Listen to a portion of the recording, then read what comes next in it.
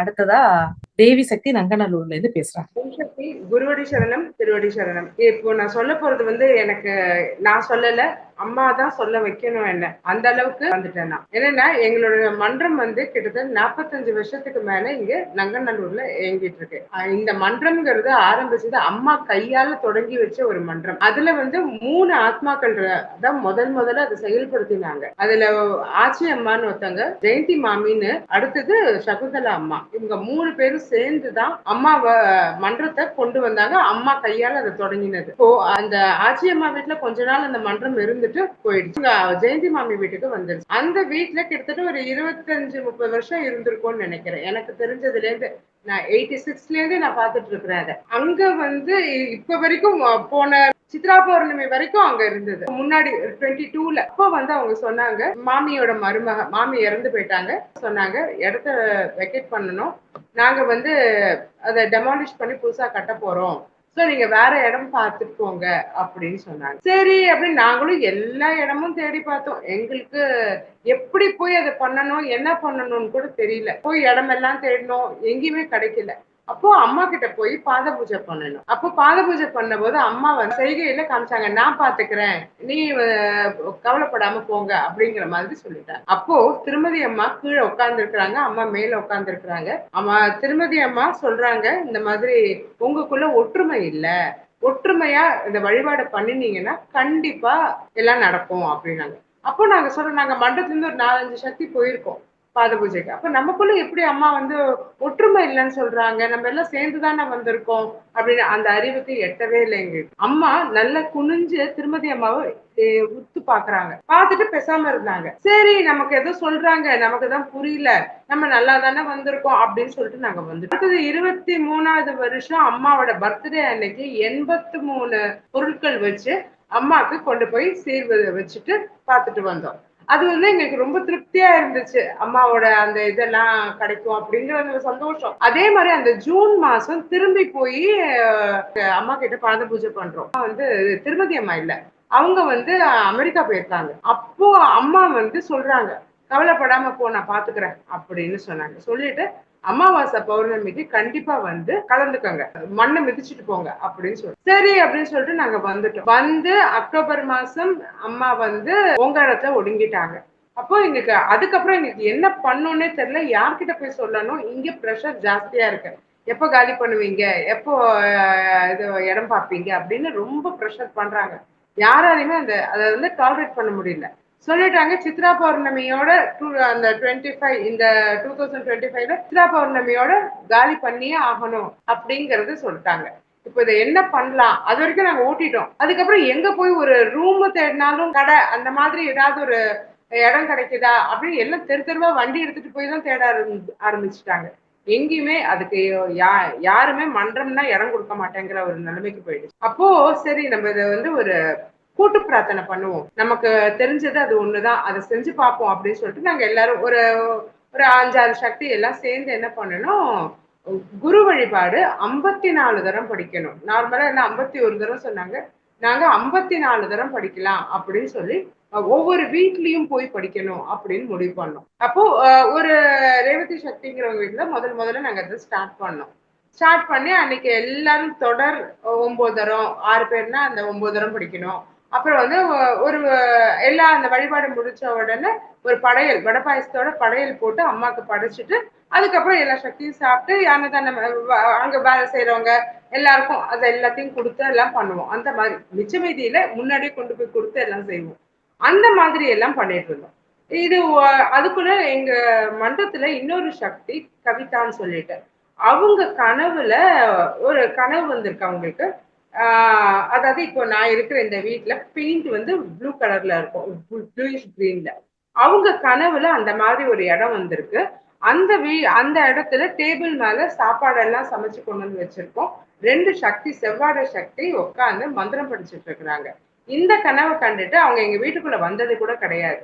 So அவங்க படிக்கும் போது அவங்க அந்த கனவை சொன்னாங்க. இது வந்து 9வது வாரம். இதுக்கு முன்னாடி 5வது வாரத்துல ஒரு விஷயம் நடந்தது.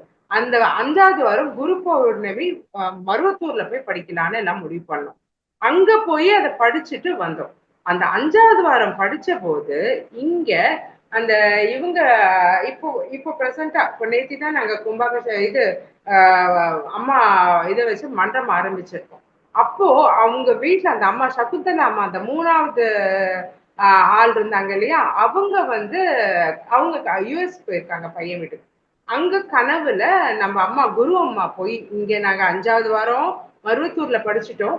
அங்க அவங்களுக்கு கனவு ராத்திரியில எனக்கு நீ இடம் கொடுக்க மாட்டியா அப்படின்னு சொல்லி கேட்டிருக்காங்க. கேட்டோன்னே அவங்க காலையில எழுந்துச்சு சொல்லிட்டு எல்லார்கிட்டயும் சொல்லியிருக்காங்க. பொண்ணு புள்ள எல்லார்கிட்டயும். எல்லாருக்கும் இதுல சம்மதம். அவங்க ஆனா வந்து ஒரு நீங்க தான் சீட்டு குலுக்கி போடுவீங்களேம்மா, மன்றத்துக்கு இடம் குடுக்கலாமா? அப்படிங்கிறதுக்கு ஒரு சீட்டும், அ கு குடுக்கணும் அப்படிங்கிறதும், இல்ல அப்படிங்கிற மாதிரி ஒரு 2 சீட்டு போட்டு பாருங்கம்மா அப்படின்னு சொல்லிருக்காங்க. போட்டுட்டு எடுத்தாக்கா மன்றத்துக்கு இடம் கொடுன்னு வந்துருச்சு. அவங்க வீட்ல எல்லாருக்கும் ஒரே சந்தோஷம். சரி நம்ம குடுத்து இது பண்ணி கட்டி குடுத்துருவோம் அப்படின்னு. இதுல என்னன்னா, அந்த அதுக்கப்புறம் விறுவிறுன்னு அந்த 9வது வாரம் அந்த சக்தி கவிதா வந்து எங்க வீட்டுக்குள்ள நுழைஞ்சோனே சொன்னாங்க. சோ அது அன்னையோட முடிக்கிறோம். அந்த 9வது வாரத்த முடிக்கிறோம் நாங்க.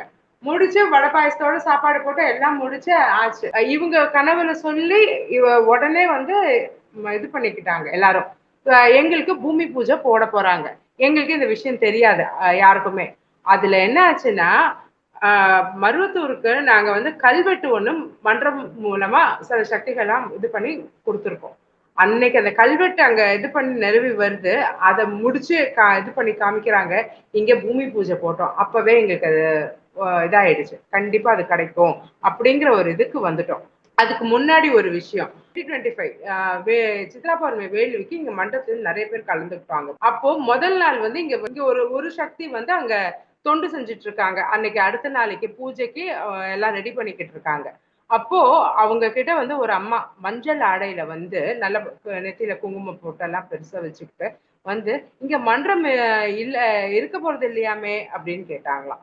அவங்க "அப்படிலாம் இல்லையேம்மா, தெரியலையே" அப்படின்னு அவங்க சொல்லிருக்காங்க. "நாளைக்கு பூஜை உண்டா?" "இருக்குமா, காலையில வாங்க." "வாரேன், வாரேன்" அப்படின்னு சொல்லிட்டு போயிட்டாங்களாம். அவங்க இதுவரைக்கும் நாங்கலாம் அவங்க சொன்ன இதுல பார்த்தாக்கா யாருக்குமே தெரியல. அது மாரி ஒருத்தவங்க வந்த மாதிரியே தெரியல. யாரும் மன்றத்துக்கு செவ்வாடையில தான் வருவாங்க. மஞ்சள் ஆடை கட்டிட்டு மாலை சமயத்துல மட்டும் தான் வர்றது. சோ புதுசா அந்த நேரத்துல மஞ்சள் ஆடைன்னா புரியல எங்களுக்கு. சரி இதுவும் ஒரு அம்மாவோட சித்து அப்படின்னு. அன்னைக்கு வந்து அவங்க அங்க மஞ்சள் குங்குமம்லாம் வச்சுட்டு இருக்கும்போது பார்த்தா ஒரு கருப்பு பட்டர்ஃப்ளை அந்த இதுக்குள்ளேயே சுத்திக்கிட்டே இருந்துச்சாம். அதுக்கப்புறம் தான் அது வெளில போயிருக்கு. ஸோ இது எல்லாத்தையும் பார்க்கும்போது எனக்கு அம்மாவே வந்துட்டு போன மாதிரி ஒரு ஃபீல் இருந்தது. நிகழ்வு அந்த சித்ரா பௌர்ணமி முடிஞ்சிருச்சு. அதுக்கப்புறம் வந்து இந்த இதெல்லாம் நடந்துட்டு இருக்கு. இந்த 9 வாரமும் முடிஞ்சதுக்கு அப்புறம் நாங்க வந்து வழிபாட்ட நிறுத்திட்டோம். முடிஞ்சிருச்சு. தான் அம்மா இடம் குடுத்துருச்சே அப்படின்னு சொல்லிட்டு நாங்க நிறுத்திட்டோம். பார்த்தா அந்த கட்டடம் அதுக்கப்புறம் எழும்பவே இல்ல. சரி அதுக்கு 2 வாரம் இது முடிஞ்சு போச்சு. சரி நம்ம இதுக்கப்புறம் திருப்பி ஒரு தடவ படிப்போம் அப்படின்னா, மழைக்காலம் அக்டோபர், நவம்பர் நம்ம வந்து யார் வீட்டுக்கும் போய் படிக்க முடியாத ஒரு சூழ்நிலை வந்துருச்சு. அப்ப அத எப்படி என்ன பண்ணலாம் அப்படின்னு சொல்லிட்டு, எல்லாரும் ஆன்லைன்ல படிக்கலாம். அதே மாதிரி அத்தன மெம்பர்ஸும் சேர்ந்து ஆன்லைன்ல படிப்போம். அப்படின்னு சொல்லி படிச்சோம். அது அப்பவும் திருப்பி அந்த கவிதா சக்தியோட கனவுல இடம் காமிச்சிருக்கு. எப்படின்னா, ஒரு பெரிய ஹாலு. அதுல வந்து நெறைய விளக்கா ஏத்தி ஜோதி எரிஞ்சுகிட்டு இருக்கு. நான் வந்து மன்றத்தோட பொறுப்பாளரா இப்ப பதவி குடுத்துருக்காங்க. எங்களோட பழைய மன்ற பொறுப்பாளர் வந்து இறந்து போயிட்டாரு. இப்பதான் நவம்பர் 2ஆம் தேதி இறந்துட்டாரு. அதுக்காக அந்த இடத்துக்கு மன்றத்த புதுப்பிக்கணும் எல்லாம் சேர்த்து வரும்போது, சரி இதுக்கு யாரும் இல்லன்ட்டு என்ன போட்டாங்க. அவங்க கனவுல நான் வந்து தீபாராதனை காமிக்கிற மாரி இது முன்னாடியே வந்துருச்சு. இதுக்கெல்லாம் முன்னாடியே, இந்த பொறுப்பெல்லாம் எடுக்கிறதுக்கு முன்னாடியே அவங்க கனவுல அது வந்துருச்சு. எல்லாம் நினைச்சுட்டோம் எங்க வீட்ல தான் மாடியில எல்லாம் பண்ண போறோம் போல கோவிலம்பாக்கத்துல தான் அப்படின்னு நாங்க நினைச்சுட்டு இருக்கோம். பார்த்தாக்கா இந்த அன்னைக்கு இது கட்டடம் முடிஞ்சு நாங்க அந்த அடுத்த 9ம் படிச்சு முடிச்சுட்டோம். அடுத்த 9 வாரமும் படிச்சுட்டோம் எல்லாம்.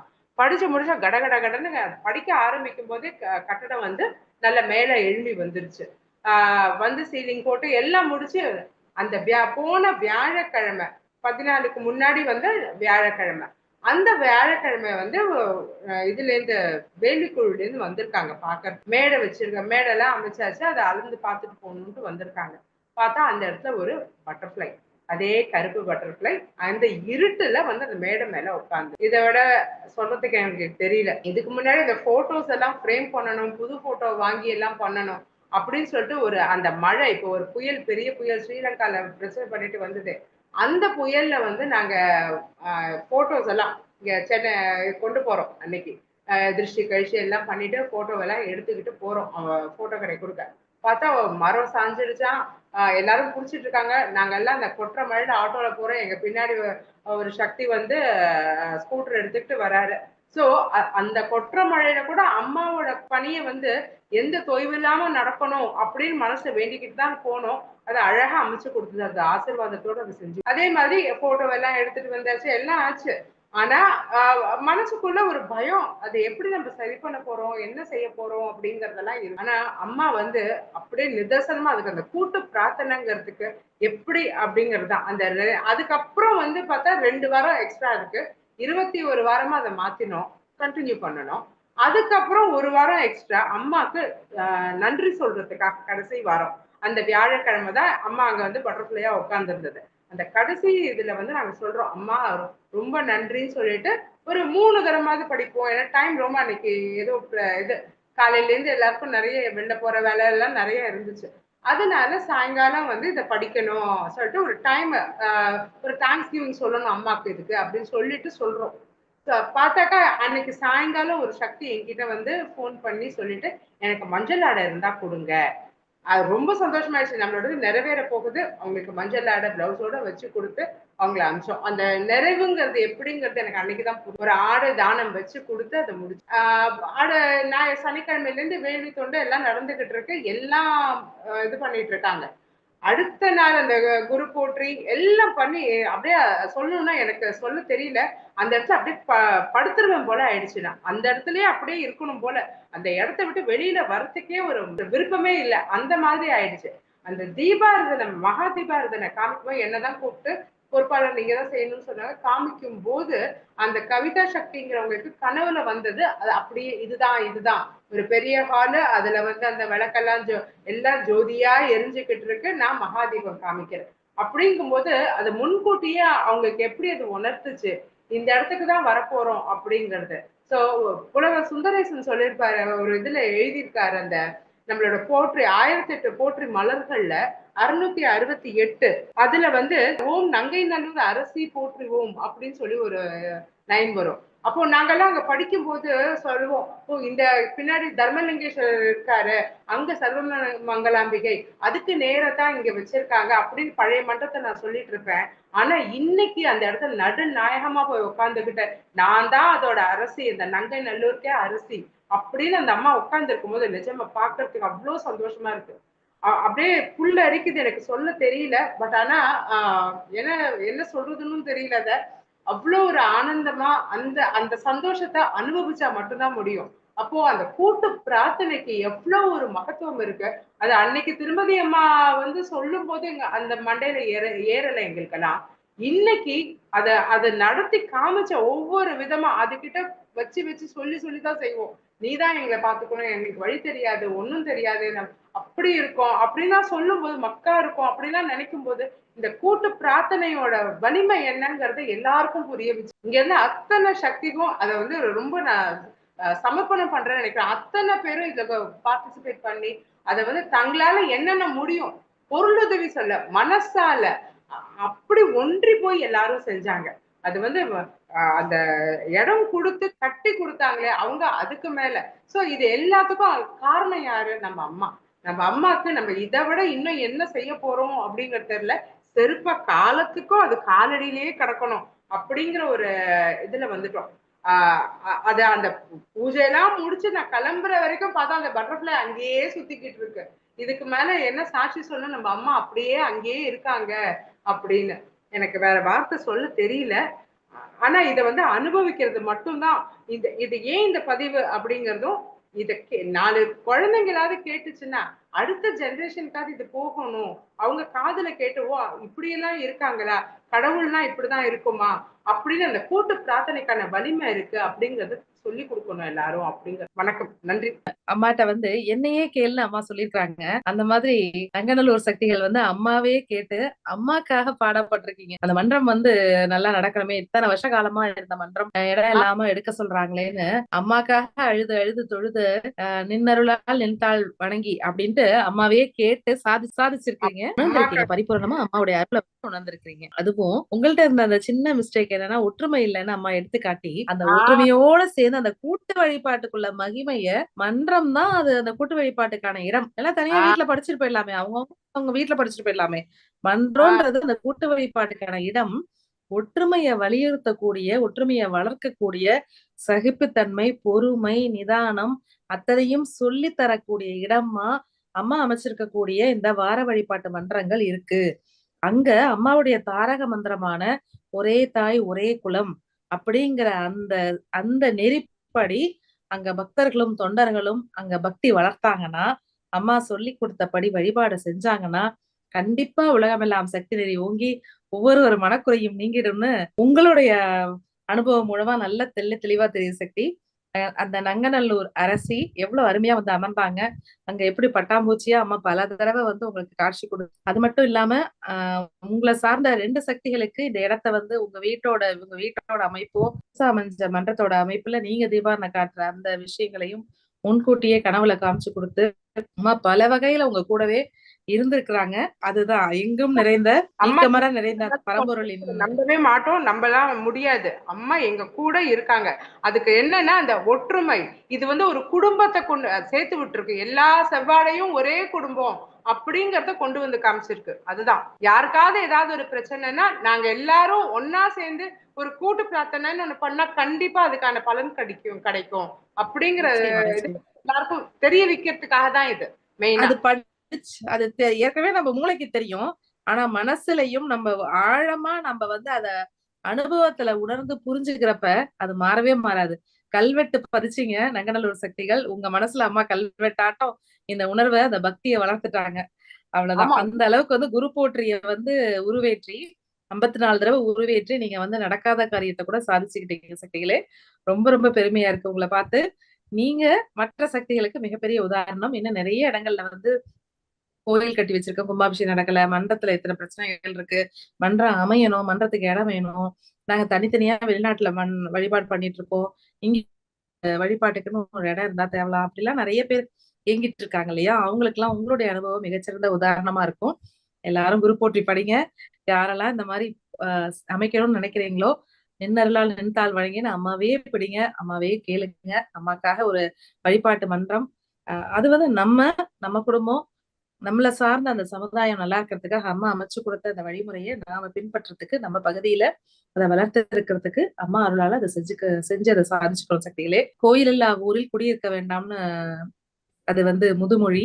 இப்ப வந்து மன்றம் இல்லா ஊரில் சக்தி பீடம் அமையா ஊரில் குடியிருக்க வேண்டாம் அப்படின்னா என்ன அர்த்தம்? ஊரை காலி பண்ணணும்னு இல்ல, அந்த இருக்கிற இடத்துல நம்ம வந்து ஒரு மன்றத்தையோ சக்தி பீடத்தையோ முறையா அமைச்சு அம்மா மேல்மருவத்தூர் ஆதிபராசக்தி ஆன்மீக இயக்கத்தின் வழிகாட்டுதல் படி அந்த நெறிமுறைகளின் படி அதை வந்து அமைச்சுக்கிட்டு அம்மாவுடைய வழிமுறைகள்ல இருந்து ஒரு இம்மி அளவு கூட பிசகாம அம்மா சொல்லி கொடுத்த ஆன்மீகத்தை நாம அம்மாட்ட அனுபவிச்ச அந்த ருசிய, அந்த தெய்வ ருசிய இன்னும் உலகமெல்லாம் பெரும்படி நம்மளுடைய தொண்டுகளை அன்போடு கேட்டுக்கொண்டு வந்து பகிர்ந்து கொண்ட தேவி சக்தி மற்றும் அவங்க பின்னாடி இருக்கிற அந்த நங்கநல்லூரை சேர்ந்த அத்தனை சக்திகளுக்கும் மனமார்ந்த நன்றிகளை கூறி இன்னைக்கு நிகழ்ச்சி ரொம்ப சிறப்பா விதவிதமான சக்திகள் ஒவ்வொருத்தரும் ஒவ்வொரு பகுதி துபாயில இருந்து ஒரு சக்தி அவங்க உலகம் முழுக்க வேற வேற பகுதியில இருந்தப்பெல்லாம் எப்படி அம்மா வந்து அருள் வந்து அம்மாவுடைய பரிபூர்ண அருள் அவங்க அடைஞ்சுக்கிட்டே இருந்தாங்க, வழிகாட்டுதல் அடைஞ்சுட்டே இருந்தாங்கன்னு அழகா சொன்னாங்க.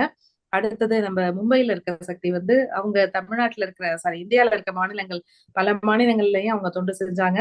அவங்க வந்து அவங்களுடைய வாழ்க்கையில இருந்த சோதனையான காலகட்டத்திலயும் சரி எப்படிலாம் அம்மாவுடைய துணை அவங்களுக்கு கிடைச்சது, எப்படிலாம் அம்மா காப்பாத்தி கொடுத்துருக்காங்க, உயிரை காப்பாத்தி கொடுத்துருக்காங்க, ஆக்சிடென்ட்ல இருந்து காப்பாத்தினாங்க, எல்லாம் அழகா சொன்னாங்க. அடுத்தது நங்கநல்லூர்ல இருந்து வந்த சக்தி. இந்த நங்கநல்லூர்ன்ற அந்த ஒரு இடத்திலேயே நங்கூரமிட்ட மாதிரி வந்து அம்மாவை வந்து அமர வைக்கணும் அப்படின்னு சொல்லிட்டு அந்த சக்திகளோட ஒற்றுமையை வலியுறுத்தி கூட்டு வழிபாட்டினால அவங்க அம்மாட்ட இருந்து சாதிச்சுக்கிட்ட அந்த அனுபவத்தை ரொம்ப அழகா பகிர்ந்துக்கிட்டாங்க. முத்தான 3 பெண்மணிகள் அம்மாவின் அனுபவம் பெற்ற பாக்கியசாலிகளா நம்ம முன்னாடி இன்னைக்கு நிமிர்ந்து நிக்கிறாங்க. இதை பாக்குற எல்லா சக்திகளுக்கும் கண்டிப்பா அம்மா மேல பக்தி பெருகும் என்ற நம்பிக்கையில் அந்த தன்மலர் திருவடிகளுக்கு கோடான கோடி நன்றிகளை தெரிவித்துக் கொண்டு அந்த நிகழ்ச்சியை நிறைவு செய்கிறோம். நன்றி, வணக்கம், ஓம் சக்தி.